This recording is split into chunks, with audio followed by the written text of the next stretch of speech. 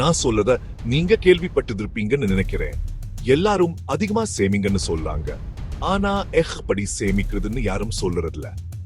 உண்மை என்னன்னா, சேமிக்கிறதுங்கிறது நம்மளோட மன உறுதியை பொறுச்சது இல்ல. அது நம்ம சம்பளத்தை எப்படி செலவே பண்ணுறோன்னதையே பொறுத்தது. சரி பயனொடிகளில் இன்னைக்கு ராத்திரியே நீங்க ஆரம்பிக்கக்கூடிய ஒரு வழியை சொல்றேன். சரி, ஒரு சின்ன பிரச்சனை, சம்பளம் வருது, பில்கள், சாப்பாடு, தேவையில்லாத செலவுகள், அப்புறம் சேமிக்க ஒண்ணுமே இல்ல. தீர்வு, முதல்ல உங்களுக்காக நீங்க சேமிங்க. சம்பளம் வந்ததோ 20% பணத்தை தனி சேமிப்பு கணக்குக்கு மாத்துங்க. இதை தானே இங்க படுத்துங்க. இது ஒரு கட்டாய பில்லா நினைங்க, ஒரு விருப்பமா நினைக்காதீங்க. 3% ரொம்ப அதிகமா தெரிஞ்சா 5 சென்ட்ல இருந்து ஆரம்பிச்சு ஒவ்வொரு மாசமும் 1% அதிகப்படுச்சுங்க.